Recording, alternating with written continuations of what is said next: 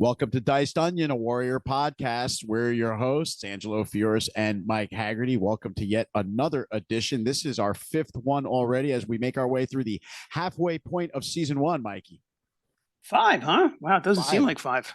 I know. It seems like this is like our second one, and here we are now with over a month's worth of work. Right? Yeah, and then also the bittersweet feeling of summer winding down, which always makes me a little sad. Yeah, it's a little disappointing that summer's over. And for people that are current viewers of Warrior, it's also disappointing that season three has wrapped up. And now we have an uncertain future in terms of when we can look forward to new episodes. Right. Well, fortunately, we still have another two seasons to get through on our program, so we got a little time. So we're still good for now. So I'm happy about that. Yeah. So without further ado, then why don't we just get right into it? It is season one, episode 5. The title is The Blood and the Shit. It originally aired May 3rd, 2019. We got our opening scene here, Mike, and it looks like kind of like the old West Prairie, reminding me of a spaghetti Western. And I got to tell you something that I was thinking way in the beginning when I first started watching the show, even though it's set in San Francisco and it's Chinese gangs, still has the feel of a spaghetti Western to me in a lot of ways. Maybe not directly, but sort of just as a vibe. Did you get that too? Even like the theme song. Yeah, I think conceptually it definitely gets its roots or inspiration, mind you, from the Old West. There's a lot of that vibe in there. And yeah, absolutely. I do agree with you. And particularly this episode, and at the risk of using a cliche, this was a very special episode of Warrior. This was one of my favorites. Really interesting episode, really well done.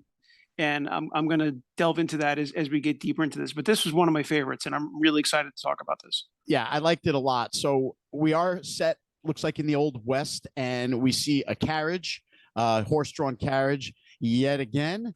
And looks like there's some city folk riding in this carriage, a couple, a well-to-do type of guy reading the paper, and his wife with a look of disdain on her face. And we don't yet know why that is until the camera cuts to across from her, and we see that they're sharing a carriage with young Jun and Ah-Sam, as well as a couple of other people. Yeah, there's a priest or some sort of religious figure, and there's a villain, a bad guy who's very liberal with his racism. I call this guy in my notes, I called him the crass guy because he's so crass, and he just, boy, everything he says is vile.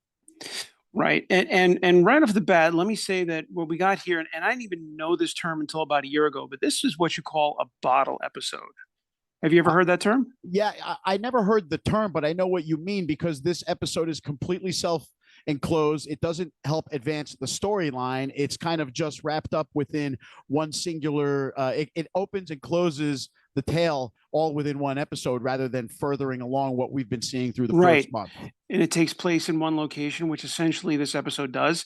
And it centers on only two of the main characters, and everyone else is just a one-off for people we don't expect to see much of after this. Right. We only have Ah-Sam and young Jun riding in this carriage, which we get an overhead shot of this carriage, and we see some luggage on top, and we also see a coffin on top. And that's going to be important as this episode goes on. Right. Yeah, that's going to turn out to be a very important piece because at first you don't really know what's going on, but as the story progresses. And by the way, I'm going to hit a few homages in this episode. This episode was homage rich. I can't wait to hear what you come up with. I'm sorry. I'm just really excited to talk about a lot of this. You want to take over the lead, Mike? you're really pumped for this one. I know. I'm all jacked up over this one. This truly was. I could make the case, or someone could make the case. This was the best episode of this season. Although that's hard to pick from because they're all great. But this one was. It was just a really special episode, and I really appreciated it. Young Jun's not happy about the travel accommodations. Him and Ah-Sam begin to speak about how much this job that they're on sucks. We find out that they're transporting that body and that the coffin is indeed their cargo. Meanwhile, the woman that we were referring to does not like sharing a carriage with the Chinese. She outwardly says so, assuming that they don't understand, whereas the preacher kind of throws in some kind words, do unto others kind of stuff, and then the crass guy has his own opinions. Yeah, and this is also, correct me if I'm wrong, this is one of the few times that we know now that when they're speaking amongst themselves and they're speaking English to the audience, they're actually speaking Mandarin. Right. But in the carriage, we actually do hear them speaking Mandarin, literally coming out of their mouths, which that's, if I'm probably wrong, but I can't recall another time when that happened so far. It's one of the few times where they actually do carry on the dialogue in their native tongue and we see the subtitles on the bottom. It does not happen all that often. We're sort of, like you said, we're led to believe that when they're speaking English to each other fluently, it's actually representing that they're speaking Chinese and no one else can understand them. That is a duck. Meanwhile, as we've now quickly learned who's on this carriage, the carriage suddenly stops and they're kind of in the middle of nowhere. The driver steps off and he says, horses are done. We're going to have to post up here for the night. And it's pretty much like an outpost, right? It's not anything. It's not a city. It's not a town. It's like a shack almost, not even a hotel, right? Yeah, like a shanty town. Really, this is an old west vibe. There's a dirt road, there's a saloon, and that's pretty much that. That'd be probably the start of maybe most of westerns, especially back in the day when they were in their heyday. Right. So you got a saloon, you got a dirt road, you got a bunch of ornery cowboys. There's a carriage. So I mean, in another setting, this could have been a John Wayne movie, or maybe a Clint Eastwood, perhaps, or Clint Eastwood, yeah, or something like that. So, yeah, love the vibe, and I'm not necessarily a fan of westerns, by the way, but I do I love the love them. vibe here. Oh yeah, I'm a big fan of the westerns, especially the spaghetti westerns, Sergio Leone and all his films from the 60s and the 70s, the entire, Man with No Name trilogy starring Clint Eastwood. But let's not digress. Young Jun and Ah-Sam decide they have to drag the coffin into this saloon while they wait out the night because, as Young Jun put it, we can't leave this out here. You never know what kind of animals are in the desert. And what was the backstory on what this body was that they were carrying? It was just like a fallen comrade or something, right? That Father Jun sent him on this quest. right. Well, that's what we're led to believe initially, Right. but like everything else, we're going to find out more about that coffin and what it contains, Right. and that's going to come up. I don't want to spoil that yet. Right. Pretty quickly though, we'll find out, right? Right. And yeah, and they're in a saloon, and we meet the other characters for this episode, including the bartender, Right. who looks like as a young woman, and the cook, or who is. Do we know at this point if he's the owner? No, we don't. We don't know anything. As a matter of fact, you're now describing the opening scene after the credits, right? And yeah, we're in the saloon, and you describe the bartender, who's a lady, and we see another Chinese guy in the kitchen chopping up vegetables or preparing food for their customers now who just came in off of this carriage. So for all we know, he's the cook right now. Young Jun heads over to the bar. He catches the eye of a young squaw, if you will, over in the corner, who obviously works the rooms upstairs in the saloon. But he heads to the bar and he orders 3 whiskeys. And the crass guy who we referred to in the carriage is at the bar, and he's got a few words, right?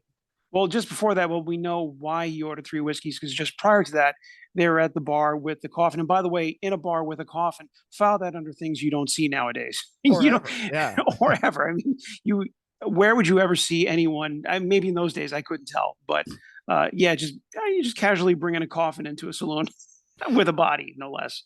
But so they sit down and they order 2 drinks, and the bartender, the lady, says, "Well, you're going to order 3 because that body is not going to be in here without ordering a drink. If he ain't drinking, he ain't staying." Yeah, exactly. So they ordered 3 whiskeys, and she makes a good point, right? What bar can you go in and take up a seat and not drink, and they let you stay? Right. Even if you're alive, dead, pal, dead or alive, pal, you're drinking. So yeah, that's why he is ordering 3 drinks at the bar. So he orders the 3 drinks and he exchanges like some words with the crass guy a little bit there. But again, he's got other things on his mind. That crass guy is looking for some action, right? And he asks the barkeep if they got any beds upstairs. Right. And she says, well, she points out to him, and we find out more about his racism, that they pretty much primarily only have Hispanic or Asian women or Native women, as it were. Right? Yeah, and he's not down with that. We find out he's very racist. He's not equal opportunity. Yeah, he's not into Redskins, as he put it. And Right. and then the bartender says, "Well, the only other girl is Sally, and she's upstairs with a customer." And he's like, "Sally, huh?" And he just goes right upstairs, and you don't see what goes on. Everyone's downstairs, and you can hear it clearly. Like they show the characters all sitting at the tables downstairs, listening to his exchange with, I guess, the guy that was with Sally. Yeah, that would be the presumption. Yeah, and he's well. It's my turn now, he said. Well, that's an impatient customer right there. No kidding, right? And he clearly throws the guy out of the bed, and you see the dude come like running down the stairs, like with his britches like showing, and like he's like trying to hold his head together, and while he sprints the hell out of there. Yeah, yeah, and we see the crass guy from the carriage. Well, he's anxious to get himself some sticky. He's so loud about it too.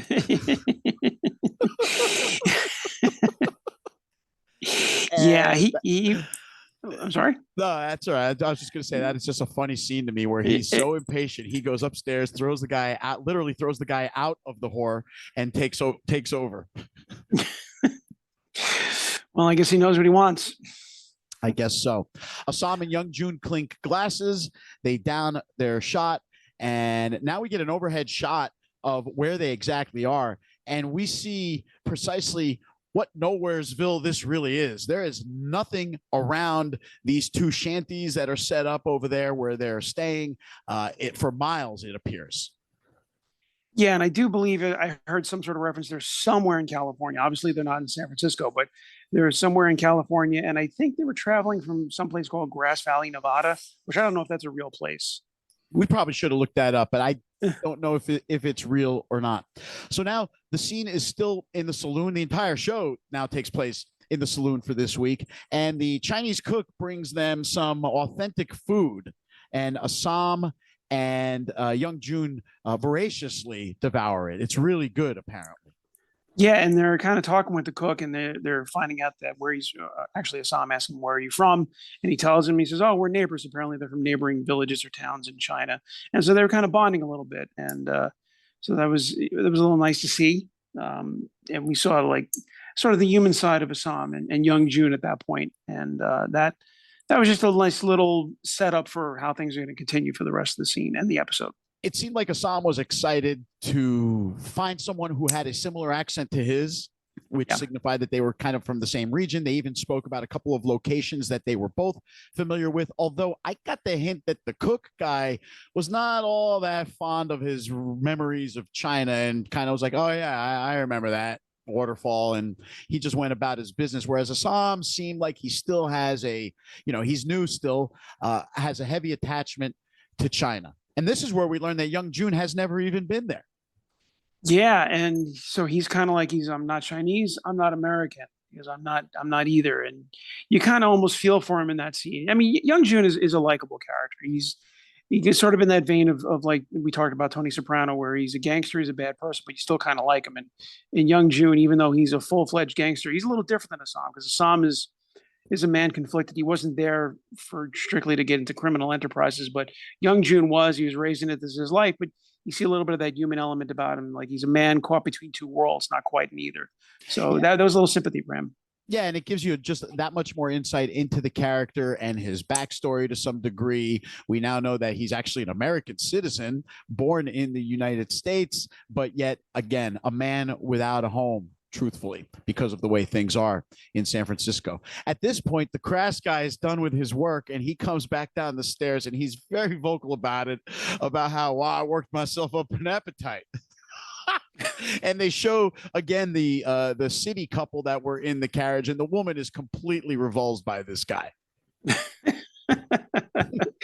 Yeah, this is the point where that crass guy verbally starts to assault Ah-Sam and Young Jun, and he's pretty nasty about it. He's not saying anything nice. He's being very racist and unashamed about it. And this is where the preacher steps in. Yeah, the preacher, he's kind of almost taking the place of Lee in this episode, and he's kind of the moral center. He's the moral center white guy in this episode. Right. He's the one good white guy that's saying, "Hey, we shouldn't do this," and he certainly comes across as. I took him as sort of a substitute for Lee. Like we had that one moral center in the episode, and that was him. Right. Someone had to sort of not be on the side of evil at this point, because everyone's a bad guy right now, for all we know, right? For all we know. Yeah. And so the preacher steps in and says, "Let me buy you a drink." And I wasn't sure how this was going to go, but the crass guy decides that he's down. He says, "I'll have a drink. I didn't know preachers can drink, but okay." let's have a drink instead. Assam gives him a little bit of a wink, and you just get the sense that something's going to go down eventually between Assam and this guy.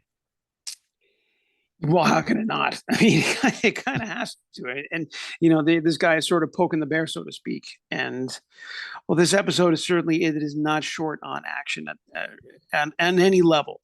Yeah. It takes a little time to build up for the real action. Again, things a little bit slow here as Assam heads back into the kitchen to return the plates. He starts chatting again with the Chinese cook. And that's where we learn the Chinese cook is actually the owner of the joint. What did I miss? No, you didn't miss anything because this is one of the parts I've been waiting to jump in on. All right, go. So, yeah, we find out that he is the owner of the joint, but not only that, but we find out that he is indeed married. And he's married to the bartender, who's a white woman. And this is important.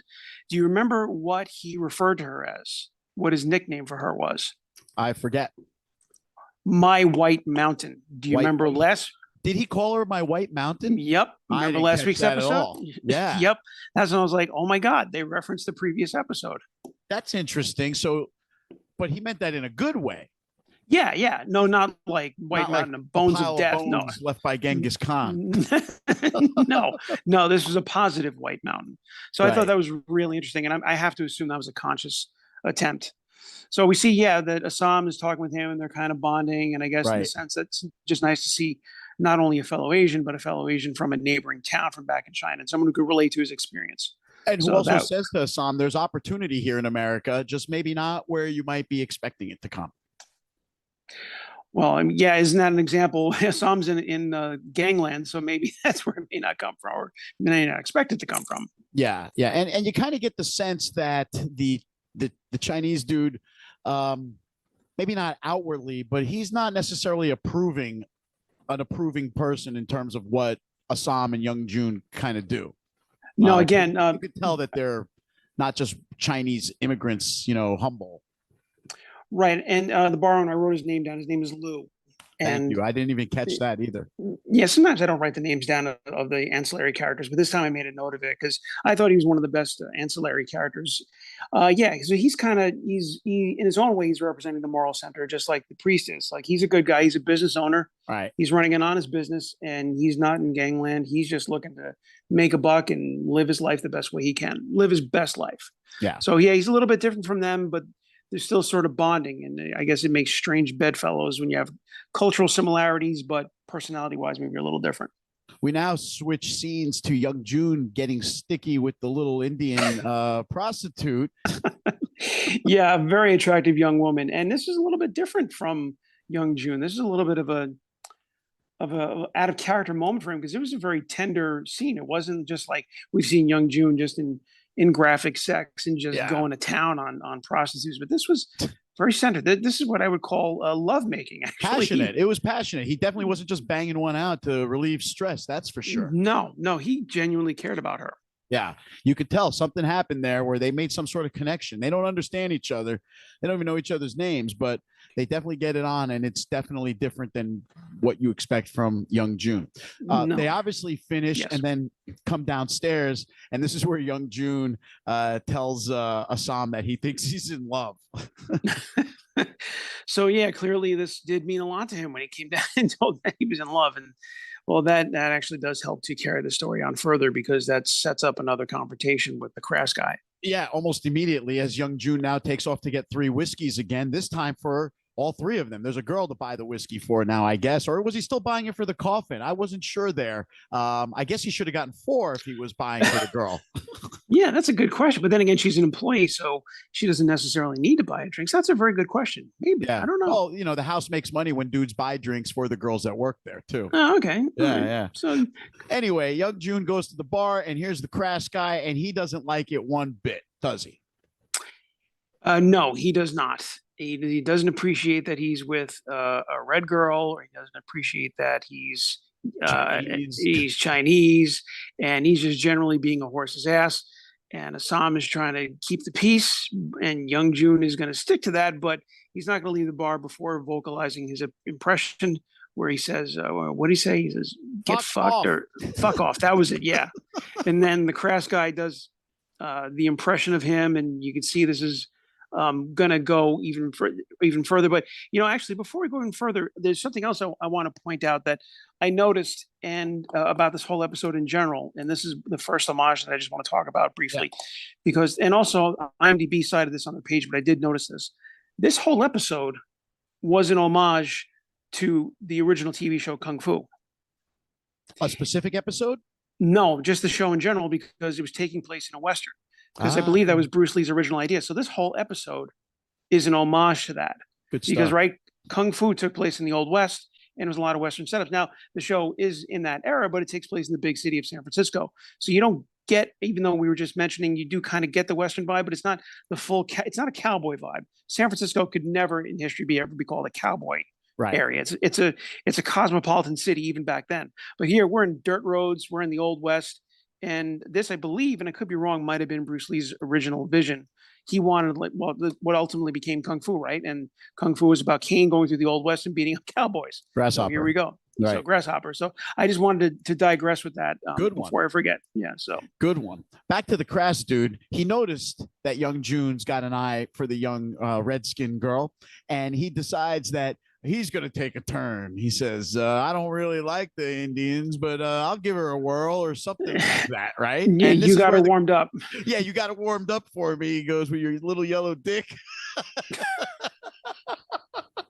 I mean, what an ass this guy is, right? And that's where the confrontation gets hot now, doesn't it? Yeah, but it takes a little turn. You don't expect it to go the way it goes because you think it's about to break out between Ah-Sam and young Jun and the cowboy, but well, that's because the crass guy pulls his gun out now, right? We've got kind of like a standoff here. He's holding his gun. The Ah-Sam and young Jun are holding their ground, and then out of nowhere, he gets his head blown off.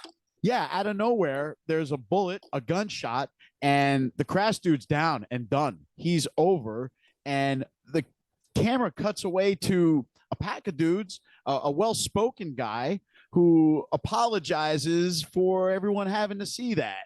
And he says, but in my line of work, the man had his gun drawn, and I just can't allow that. And my opinion was, this is like the sheriff or something. Right, but then you find out that, well, no, he's not at the logs. He says, I did it for a couple of reasons. One, you got your gun out, and I'm going to do that. And the other thing is, it helps me make an example. It helps me. He was trying to set an example, try to set the tone, and he did. Yeah, and that's when you learn he's not a lawman, but he's a bandit, a pirate in a sense, right? And this is a robbery. There's nothing altruistic about him blowing that guy's head off.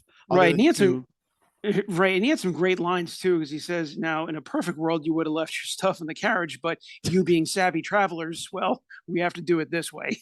Right. He called them savvy travelers. That's funny. That was one of my favorite lines of the episode. But I was disappointed though, because I really wanted to see young Jun or Ah-Sam really take that racist down. I was looking forward to that. I want to see them just beat the shit out of him or kill him or whatever. Yeah, he got his comeuppance, but he got it kind of like in an unsatisfying way almost. It was like a confrontation you wanted to see, and then it just didn't happen. But needless to say, these banditos begin collecting valuables from our crew of victims here. And this is where we learned that the carriage driver was in on it the whole time. Right. And there was a couple of things in this scene that I didn't understand. I don't know if you did. First of all, the head bandit, whose name I did not write down. Harlan. Thank you. So he seemed to have some history with the bartender, Nancy, I think her name is. Yeah, it seems like you could tell they sort of know each other at this point. I think we're going to find out a little bit later. But they definitely know each other, right? Because he says something to her where you know that they're familiar with each other. Right. He says to her, he goes, you always were one of the smartest people around. That's why I know you're not going to, that I'll shoot your head off before you pull that gun out from behind the bar. The old Betsy. Right. Yeah. Yeah. So he knew she had a gun that she was going for, and then she put it down, and then she gave it to him at his request. The other thing that kind of confused me about this scene was that he's interested right away in the coffin. And I don't know why at this point he would be interested in the coffin. So again, I think he knows something that we don't know, and I don't know how he knows it. Listen, he's a savvy bandit.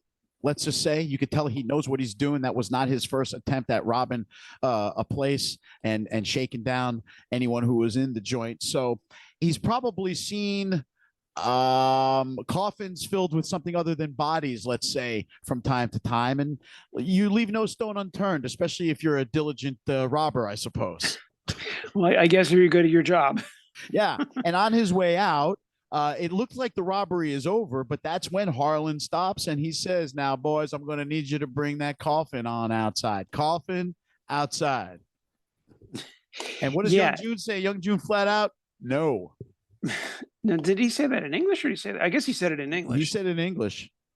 Oh, okay. So young June, I guess, does speak a little English. Yeah, he says no, and he knows fuck off. And he also knows another. He also knows another phrase where, right after the preacher comes in to try to smooth things over. Well, you know what? Actually, did we miss something because young June discovers something about Ah-Sam in the scene? Ah, right, because well, it doesn't happen yet. I don't think Oh, okay, it then all doesn't right. I'm happen sorry. yet. I skipped ahead. I'm so excited. I skipped ahead. I'm sorry. So Yeah, yeah, yeah. So we'll leave that. yeah, hang on to that one for a minute. But Harlan butts the preacher right across the face with the gun and knocks him cold and says, "Thank you, preacher." And he asks one more time for the coffin, and young June gives him his third line of English that he knows, which is, did you write this one down? Oh no, you got me on this one. Fuck your mother. So on that note, Harlan turns to his crew and he says, "Kill him." That's what he says. Kill him. Right. And of course, what you wanted to happen with the racist crass guy happens over here. And this is my second homage coming up in this scene. And I don't know if you caught this. Well, what ensues is an all-out gun and knife fight here. So go on with what you caught. Okay. So when Ah-Sam was taking down one of the guys, okay, if you remember, he has him on the ground and he kind of jumps up and then he lands on his chest. And did you get that? Yes. Did And you the get next step that he does, right? we looked at And each other and said, "That's a Bruce Lee move." that's from Enter the Dragon. That's how he killed O'Hara. Which, by the way, you pointed out something that I missed last week. Something I can't believe that I missed this. But go ahead, just Yeah, briefly either one of digress. us. I was going to save it for later, but I'm glad you brought it up anyway. And this show is filled with homages, as you continuously point out throughout all of our episodes. And one that we both missed, and I'm ashamed of us each for missing this one. Our Sergeant O'Hara, who we were painting a loose connection to Batman, is actually an homage to a villain in Enter the Dragon, one of the two guys that Bruce Lee had to fight, and his character's name was literally O'Hara. I don't know Yeah, how we forgot that one. right. How do we miss that? Played by the great Robert Wall, by Robert the way. Wall. He was a legendary martial artist, a world champion, trained with Chuck Norris, and he's in several of Bruce Lee movies. And the sad thing is that right before Bruce Lee passed away, there was the beginnings of the script for the next film, and Bruce Lee told him, "You're going to be a good guy in this next movie." And they never I did didn't make know the that. next movie. Yeah, such a shame.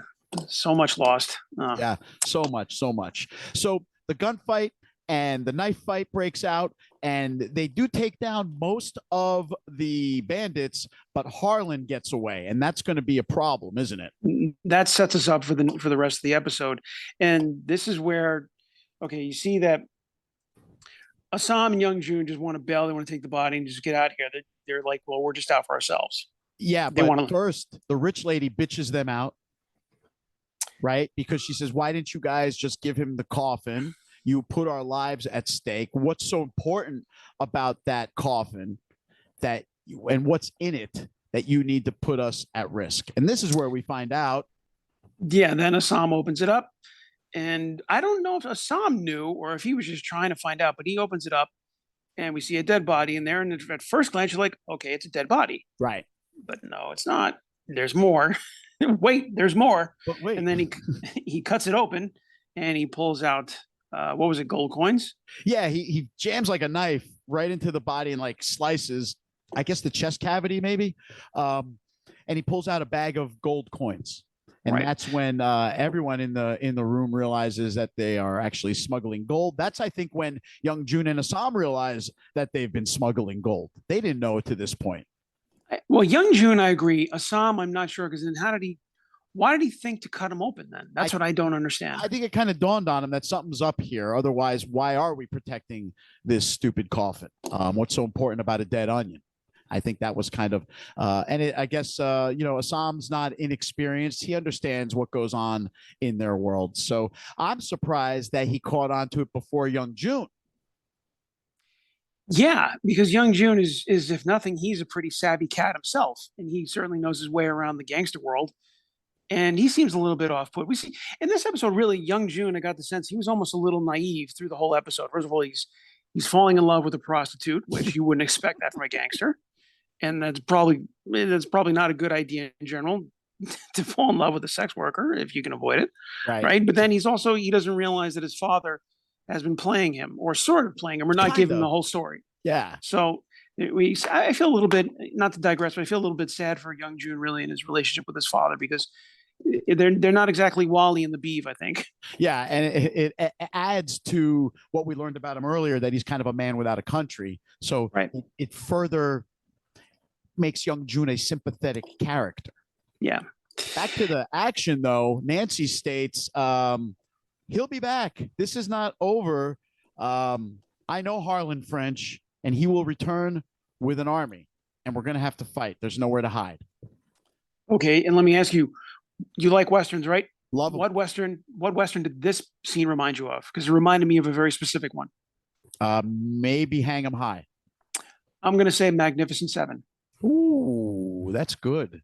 Right, because right, you got the bandits in Sam and Young June, and the innocent townspeople are asking them to defend them against worse people, right? Right. Because that was the point of it. So I got Magnificent Seven vibes here. So that's my third homage for the episode. That's pretty good. I hadn't considered that at all. And this is the point where now they're trying to figure out what they're going to do. A couple of the people, the couple that were on the carriage say, just give them the gold. That's our best way out of this. We'll hide and leave the gold here. And this is when young June learns about Ah-Sam, that he speaks English, because Ah-Sam turns around and says to those people, that's a great plan, but it's not your gold. And that's when Ah-Sam is like, holy shit, you speak English? Or you mean Young June? Yeah. What did I say? You said Sam. Yeah. Young June says, holy shit, you speak English? Apparently, young June does too. He knows mostly profanity, but he speaks English. Right. But this is where the revelation happens, where now that slips out that he speaks English. If you remember, Chow told Ah-Sam way back in episode 1, you might want to keep that little tidbit to yourself that you speak English. But the cat is now out of the bag. Ah-Sam said, I'll explain it to you later, right? When he asks, how do you speak duck? Right. And I love how they just keep dribbling out these little trinkets, little dollops of information, and like something that references another episode, or it helps to further the story along. So now we know he can speak, or at least young June knows he can speak English. And just this little tiny moment. Yep. And it propelled the character overall a little bit further. So I love about the show. Yeah. And this is the point where young June and Ah-Sam decide that they're getting the hell out of there. They're hightailing it with their coffin and they're going to get going. They've been told it's like 30 miles through the desert to like the next place. You're never going to make it. And they figure they take their chances. But this is when the innkeeper, the Chinese guy, tells them they ain't going anywhere. Yeah. And he's got his own Betsy. He's trying to get them. and there's a bit of a standoff. Yeah. And there's a standoff between him and young June and Ah-Sam. And you don't know which way it's going to go, because at first, young June, he pulls out his own gun. Did he pull out his gun? Yeah, he pulled out his own gun. Very rarely do you see young June with a gun. Which, by the way, question for you, because I'm trying to remember again. Have we ever seen anyone from Hop Way or any of the Asian gangs, use guns in episodes prior to this? No. And I think maybe that this was sort of just like part of the Western motif, so they gave him a gun in this one. Right. This was the first time. Young June only fights with a knife.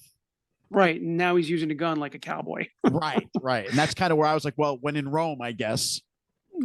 And a little another little side tidbit about Enter the Dragon, because I believe in the original concept, Bruce Lee wanted his character to be able to use guns, but the director and the powers that be didn't want his character to use any guns. And there's even a quick line in Enter the Dragon near the beginning where he's planning to go to Hans Island. I'm sorry, I'm just going to be real quick about this. That's all right, go ahead.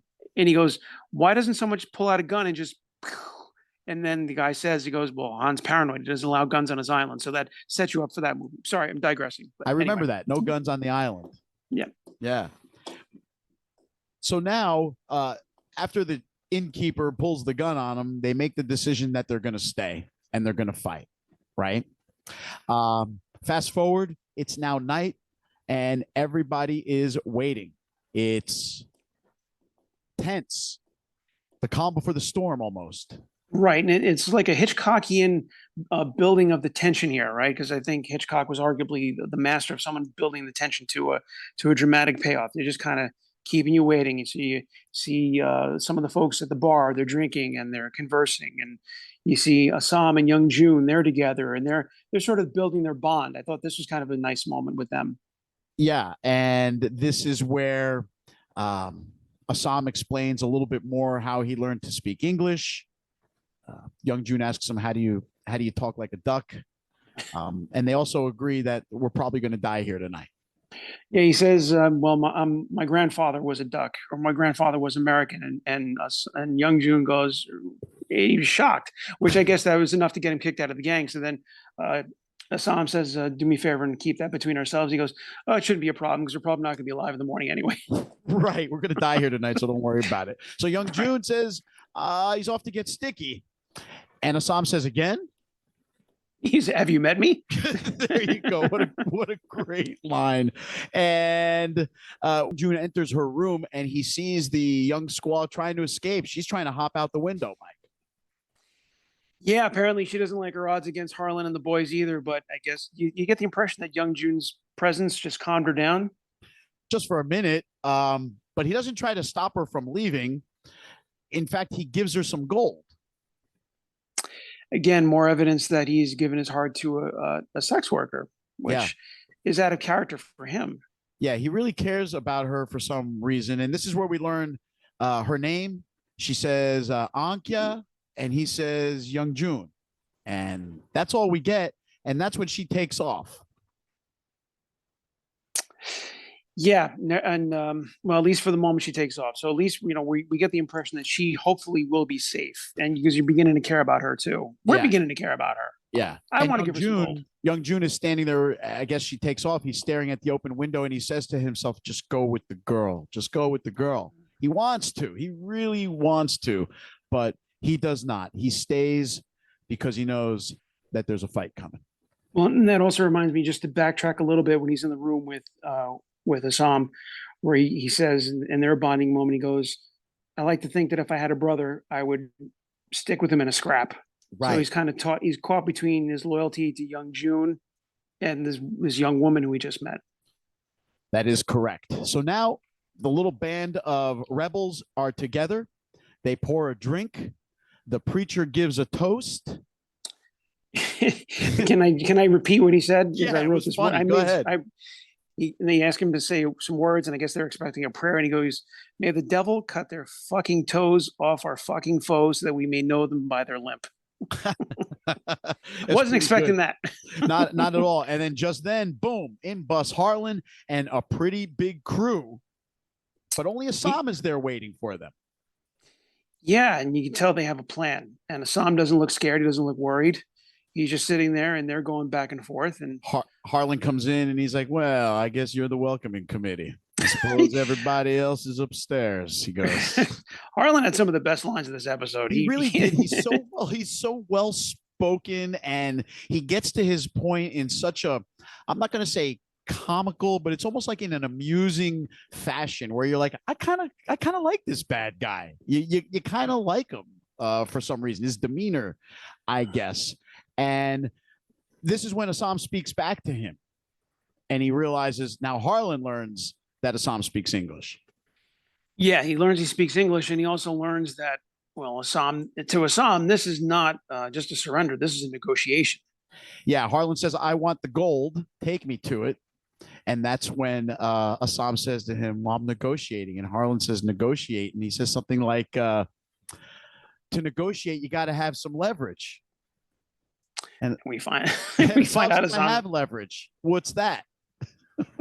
What does Assam say to him? "I'll let you live." Yeah, if you leave now, I won't kill you. And that's when Harlan and his whole crew laugh. But in a split second, well, Assam, he does end up taking Harlan's life, which shocked me, right? Because I was expecting the big boss battle in the end between Assam and Harlan. That's the second death in this. Is that the second death in this episode? The first one was the crass guy, abrupt, and I expected the crass guy to be around a little longer, a bigger showdown or something. No, we didn't get that showdown. And here, Harlan, who's the leader of the group, and I thought he'd be Like I'm speaking in video games term now, the final boss battle, and we didn't Right. get that this time. You took him out first. Yeah, Sam just in very quickly just like throat punches him, but like pulls his throat out. Well, you know what this reminded me of? Just because I'm a fanatic for this movie. I'm sorry, I'm going to digress again, but Go ahead. Roadhouse with Patrick Swayze, which I could write sonnets about that movie. I I love Roadhouse. I know people are Point Break people and Dirty Dancing. I'm a Roadhouse guy. So this reminded me of the scene in Roadhouse when Patrick Swayze's Dalton kills the guy in the end by ripping his throat out. So sorry, I digressed again. No, that's a good one. I didn't think of that one either. And once that throat punch happens or he tears his throat out, another gunfight ensues, and it is Harlan's crew versus this little band of rebels, as I called them, and everybody joins together. Even the city lady, that's what I call her, right? She was in on it too. She had a gun and she was firing away.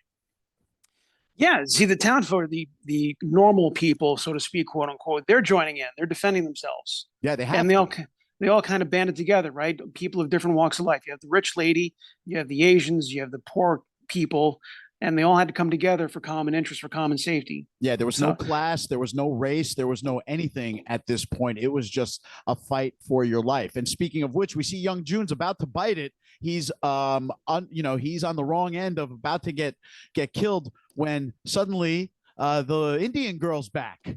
She returns and just slices the assailant's throat right in front of young Jun, like badass, like a big cut, ear to ear. yeah, we see she knows how to use a knife.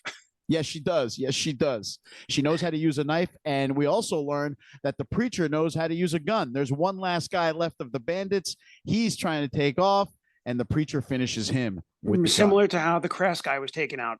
Yeah. Very similar to that. It's interesting. You made a great point. Harlan's death and the Crass guy death, the two guys you really wanted to see die in this episode. We got shortchanged in a sense because they got their comeuppance very quickly as opposed to through a prolonged sort of battle. There was no fighting. There was no kicking. Ah-Sam didn't have to impress them with his high flying displays. It was just over in an instant. And once the gun battle was over, they had thwarted the attempt. Yeah. And that was to me what I liked about that was that again this show kind of takes you in twists and turns, and what you might expect they don't do, even if it might be a little disappointing, right? Kind of like the infamous episode of The Sopranos with the Russian in the woods.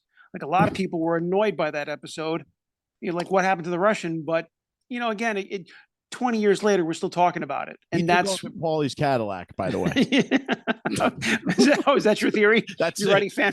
You're writing fan fiction. That's it. Sopranos fan fiction after the fact. Okay. Valerie drove car to Florida.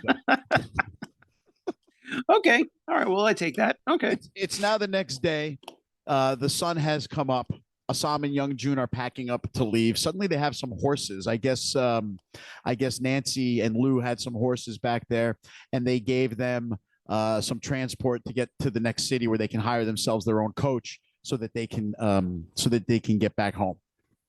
Right. And what does Nancy say to them? She goes something about the lady from the carriage. She goes something to the effect of you make a friend, or so, I forget the exact word, but kind of implying that maybe he and the white lady has a different appreciation. But he goes, well, then Ah-Sam says, notably, he goes, yeah, by tomorrow we'll be yellow and they'll be white again. Yeah, or today we're yellow again, and last night's different, or whatever. Right. Yeah. Today we're yellow.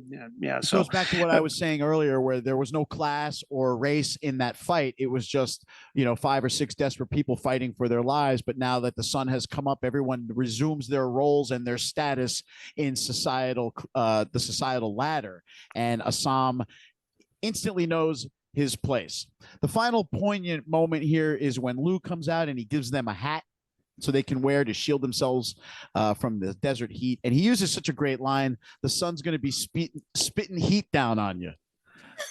Such a great line. And that's when they ride off as Chinese cowboys bonded together, Ah-Sam and young Jun. Literally into the sunset. They rode off into the sunset. You could tell that they were loving this scene particularly, because this was such old West vibes here. This was just they were really heavy on the nose with this one. So hats off to a very special bottle episode of Warrior. This was definitely in a class by itself for this season. I enjoyed it a lot. It was a lot of fun. I will go on record as saying that uh, I wish the rest of the story was somehow furthered along during this tale, just because I love all the other characters so much that it kind of sucked not having an O'Hara moment, something with Lee, Atoy, no Chow. I mean, these are like key elemental people to the story that always have some sort of great line. But regardless, while they were missed in this 49-minute episode or whatever like running time it was, the writers did a great job of helping you forget that there was an external storyline aside from what we were watching.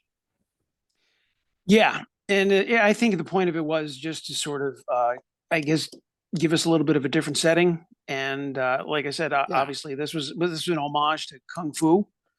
And I appreciated that. But don't worry, I have a feeling we're going to hear much more about Chow and O'Hara coming up. Mayor Blake and Buckley and everybody else. Everything else that we talked about last week sort of stands. Everything's in limbo because nothing got furthered from the episode 4. But episode 6 awaits us next week, and I'm sure that the tale of what goes on in Chinatown is going to be at center stage. Absolutely, I can't wait. I'm excited about next week too. This was a good one, Mike. I enjoyed talking about it with you as always. Great job coming up with your homages. You definitely have a better eye for things than I do in that regard. We could debate that, but thank you. All right. And if you're enjoying our work, please like and subscribe our channel, Diced Onion, and spread the word to your friends who enjoy Warrior that we're doing a pretty kick-ass job here of recapping the show for you. Yep, we are fighting like members of the Hop We. I'd rather fight like a Fung Hai, dude. Those guys are dirty. Okay, all right, fine. We'll be Fung Hai. You can fight however you want. I'm fighting Fung Hai style. Oh, that's all right. I'll be friends with Dustin and Gwen. That's all right. That wraps it up for this week's edition of Diced Onion. Once again, I'm Angelo Fioris. That is Mike Haggerty. We are your hosts, and we will see you next week. Thanks for watching.